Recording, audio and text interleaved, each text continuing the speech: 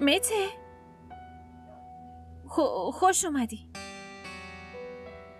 گفتی همه چیز مرتب میشه که مته چرا اینجاست؟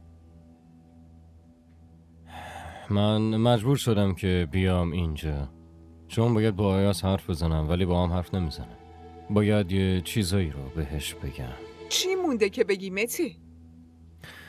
گناه خودتو پای من ننویس سوزلم، دربارش حرف زدیم. داداش آروم باش. الکر جون نظرت چیه که مته رو ببری بیرون؟ هیچ کس جایی نمیره. هرچی هست تعریف میکنین. آقا جون چیزی نیست تعریف کنیم. درسته مته؟ الکر